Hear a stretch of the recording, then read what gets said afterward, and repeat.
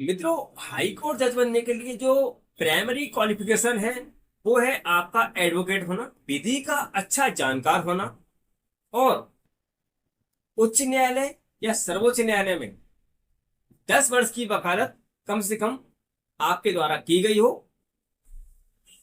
Primary योग्यता आपकी confirm हो गई।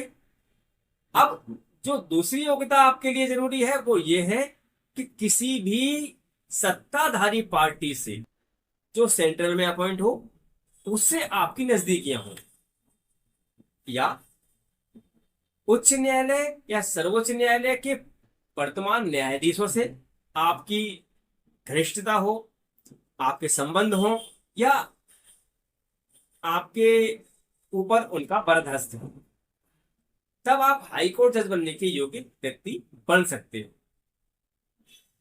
वर्तमान में इस संबंध में कई पिटीशन सुप्रीम कोर्ट में आती रही हैं कि हाई कोर्ट जज के बच्चे ही हाई कोर्ट जज बनते हैं, सुप्रीम कोर्ट जज के बच्चे ही सुप्रीम कोर्ट तक पहुंचते हैं और अन्य सामान्य व्यक्तियों को मौका नहीं मिलता है। ऐसी परिस्थितियां जब समाज में आई और ये बात व्यापक रूप से फैली, तो वर्तमान गवर्नमेंट के द्वारा एक जुडिशियल अकाउंटेबिलिटी बिल लाया गया। उसमें तय किया गया कि हाई कोर्ट जज और सुप्रीम कोर्ट में जजों की अपॉइंटमेंट किस तरह होगी और उनके लिए नियम कायदे क्या क्या रहेंगी। जैसे ही judicial accountability bill Lok Sabha Rajya Sabha से पास होकर राष्ट्रपति के साइन सील होकर कंफर्म हो गया, एक कानून बन गया, सुप्रीम कोर्ट के द्वारा उस बिल को रिव्यू किया गया और सुप्रीम कोर्ट ने यह माना कि यह बिल तो संवैधानिक व्यवस्थाओं के खिलाफ है।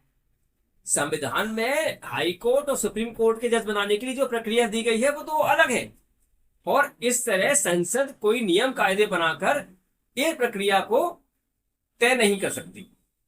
हाई कोर्ट जज कौन बनेगा इसका पहला निर्णय केवल और केवल सुप्रीम कोर्ट ही लेगा। जुडिशियल अकाउंटेबिलिटी बिल समाप्त कर दिया गया। ऐसी कंडीशन में कहीं ना कहीं जो प्रशासन है और जो जुडिशरी है उनकी आपस में एक टकराहट चल रही है और इसी का परिणाम है वर्तमान दिल्ली हाई कोर्ट के जज का महाभियोग का प्रस्ताव। कहीं ना कहीं शासन तंत्र ये दिखाना चाहता है कि न्यायाधीश भ्रष्ट हो रहे हैं, इसलिए न्यायाधीशों को हटाने का जरूरी है। इनको तय करना, इनको नियुक्त करने के लिए कार्रवाई जो है वो संसद के पास होनी चाहिए। और जो जुडिशरी है, हायर जुडिशरी है, उसको लगता है अगर न्यायाधीशों को अपॉइंट करने की पावर संसद के पास चली गई तो ये व्यवस्था भंग हो जाएगी जो उनके हिसाब से संविधान में तय की गई।